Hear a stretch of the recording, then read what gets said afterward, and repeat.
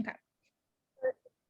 A number of natural disasters in recent years, such like earthquakes, major storms, and floods that have affected large populations of people, have forced relief agencies, communities, and entire nations to reevaluate. So I'm gonna rethink the ways in which they respond in aftermath of such disasters. Okay, so the recent natural disasters is making us rethink about how we're actually responding to these things. They so these agencies believe that traditional ways of dealing with disasters have proved ineffective on several occasions and in some cases have been destructive rather than helpful in the communities hit by these sudden and unexpected crises. I'm like, well, that's bad. If they're thinking like sometimes it's like less productive than more productive, I'm like, we don't want that going on. Mm-hmm. Traditionally, relief has been based on the premise that aid in post-disaster situations is most effective if given in the immediate aftermath of an event. Okay, so like it's kind of common to think that like the best relief is just to go right away and help out. Yeah. A priority has also been placed on the quantity of aid materials, programs, and personnel, and the belief that the negative impact of the disaster can be counteracted by a large and rapid. Yeah. Okay. So this is like they're trying to think that like since it's so bad, the more good we just throw on it, we'll just counteract it, and everything will be fine. Yeah. All right. So when I get done with the paragraph, I ask myself, what do I think is the purpose of why the author is writing this? Is it to inform me of something? Is it to persuade me of something? Or is it like a cost benefit analysis where we're saying like the good sides of things or a bad side of things? Or, Uh, or, or good and bad, it could be. it's like to persuade because it's telling you that traditionally it was a certain way, but then now it's there's also been this new method of Okay, but have they shared a new method? And do we say that the traditional way is bad? um Does the author say that? he doesn't say that, no. So what I'm also paying attention to is um, points of view. And Yeah. really where you kind of got caught up on is like what these other people believe, right? We don't know if that's what the author believes or not yet. I mean, like we know that it's true, but that's what they think that it could actually be potentially bad. But I agree where you're going. I personally think this is either going to be like an informative piece, like informing us about like why this doesn't work, Yeah. or it's going to be like cost benefit analysis, and it's going to go through like the pros and cons of what this method is. But it Yeah. could change my mind and it could absolutely be persuasive, but I'm just paying attention to that so far. Mm-hmm. And then I asked myself, what is the main point, or why? Like, so like we shared the purpose. Like, what do you think they're trying to inform us or persuade us or whatever it or compare in this article so far? um so like kind of like the main point is like kind of the traditional way of relief. um so yeah, that part that it says like I traditional. feel like, yeah, I think it's gonna go into like like I think it's like evaluating with these traditional ways because they hint at Yeah. these people are rethinking the way to do this, and like this is what they thought. And now I'm predicting that I bet they're gonna go in and tell us like either what they want to change it to or why those traditional ways are not working. Yeah. That's where I think we're going, but let's see. All right. So now when I start with paragraph B, we say critics claim that such an approach, so these critics, when it says such an approach, what are we referring to here? The one on the last on the sentence before. The So traditional way, right? yeah. Yes. So whenever like transitional sentences are huge in the RC section, like don't be afraid to reread the first sentence of each paragraph twice just to make sure we're connecting it properly. Because sometimes we speed through and we miss like a subtle hint there. Yeah. So we say, okay, so we're saying critics. So critics of the traditional approach creates a new set of difficulties for already hard hit communities. What? Now we have more. Okay. Okay. So yeah. So apparently, like our traditional way of helping people creates even more problems. This is like my grandma when hopefully she doesn't see this when she tries to help me and like I could just do it myself fast, like better myself. I think she's Yeah. like, you know what? Like you know, like people like that in your life, like they're so kind, but you're like, grandma, like just sit down. Yeah. Anyways, teams of uninvited experts and personnel, all of whom need food and shelter, all of it, as well as uncoordinated shipments of goods and the establishment of programs inappropriate to local needs, can quickly lead to a secondary disaster as already strained local infrastructure break down under the pressure of this large influx of resources. Yeah. So like not only do these people need help, but now they're just like they're creating chaos. Yeah. In some instances, tons of food have disappeared into local markets for resale, and with inadequate accounting procedures, billions of dollars in aid money have gone unaccounted for. So they don't even know what's happening to the money, and people are just selling it. It's not even going to the people that we need. Yeah. All right. So I think that this is still like informing us of like the bads of traditional relief so far. And I think it's offering us support for like why people want to change it.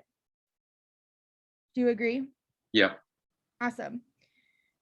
Okay, so now we're going to continue on and we're going to say, to develop a more effective approach, experts recommend shifting the focus to the long term. A response that produces lasting benefit, these experts claim, requires that community members define the form and method of aid that are most appropriate to their needs.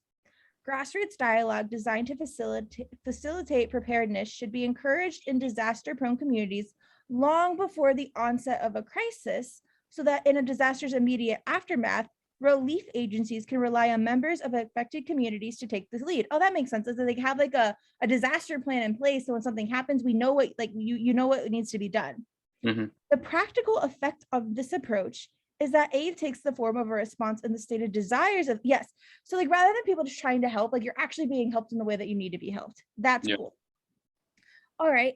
So now I'm really leaning towards that cost benefit analysis here, where I feel like it's not giving us, I feel like it's really just showing us like the pros or like the negatives of traditional and now the pros of this new approach. Yep. All right, and then we go on to say, though this proposal appears sound, its success depends on how an important constituency, namely donors, will respond. Historically, donors, individual operation foundations, and government bodies have been most likely to respond only, so this is like people like, probably because people don't wake up and help until there's actually a problem. Yeah. Okay. And then we go on to say, however, communities affected by disasters typically have long-term needs such as the rebuilding of houses and roads, and thus the months and years after a disaster are also crucial. Donors that incorporate dialogue with members of affected communities into their relief plans could foster strategies that more efficiently utilize immediate aid, as well as provide for the difficulties faced in communities in the years after a disaster. Excellent. I actually am going to lean towards you, lean more towards you, where I do feel like this is more persuasive as I'm getting towards the end, even though I went through each paragraph, right? And I was like, I still think it's informing, but I feel like at this end, like we really do hear this view come out where we could have strategies that are more efficiently utilized. And I feel like this is like, so whenever I ask myself, like, what are they trying? I think they're trying to show us like why we need a better strategy than what we currently have. Yeah. Do you agree? Yep. Is this how you typically read a passage? Yeah, I mean, like, I think what I noticed that you do differently is like you have a more like you constantly are like thinking back on, Engaging?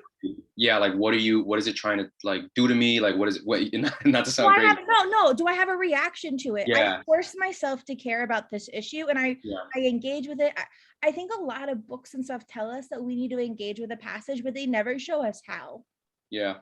And so we think we're engaging, but like, no, I need to be responding and acting and even making my own analogies to help me make sense.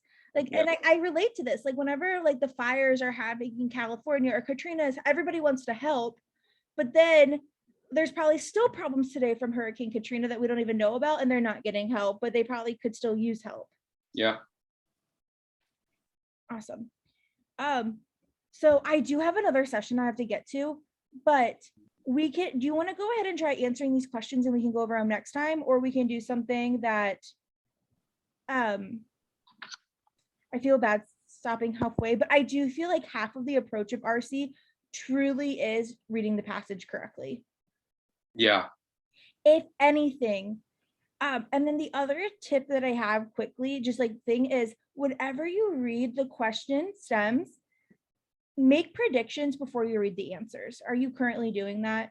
I'm doing that a lot more now, which is why I think I'm improving a little bit. Excellent. So like main point, that one's like,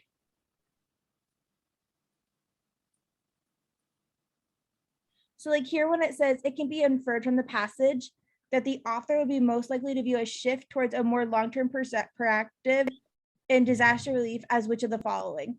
So like what do we think that the author would think is like a more, like if we were shifting towards a long-term perspective, like what do you think that would look like in your own words?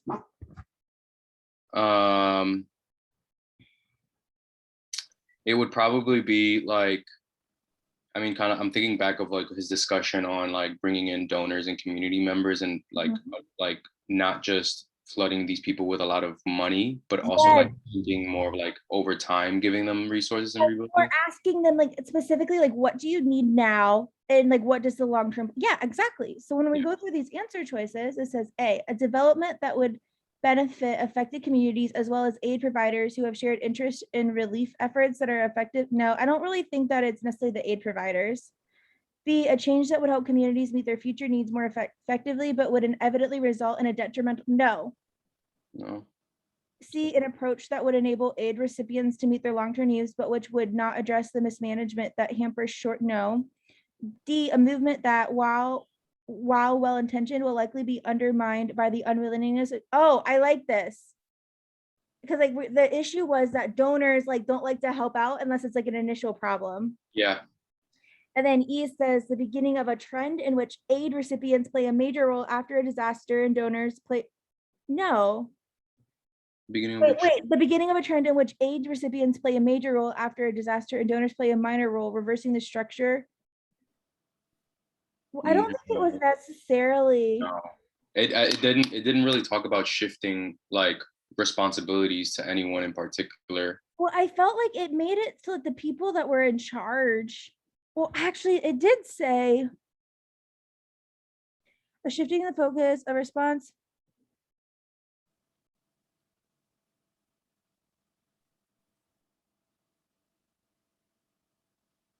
Well, we just rely on members out of affected communities to take the lead. But I don't think that that means that like the donors aren't important. Yeah, it doesn't really like downplay the donor's role. I feel like if anything, it just said that they need to be. It sounds like they need to be a little bit more like, because it at one point I remember it talked about like engaging with the community, the affected Yeah. community. Well, it's like it is not So that they're playing like a minor role. They still have to donate and all these things. yeah, It's just like it's spread out. yeah. So Yeah. it's definitely the Excellent. yeah. All right. So we